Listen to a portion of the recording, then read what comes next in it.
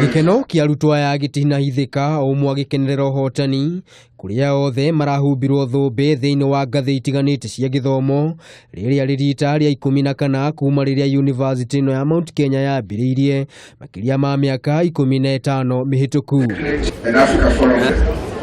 Hindi ya igongona riri university no niragire na chancellor mweru Professor John Struthers uria urayukirie utongoria kuma kuri chancellor uria urariho Professor Victoria Woolsin. You graduates and also Kenyans where we are to really think about preventive rather than curative, because we need to every time test ourselves to know about our status.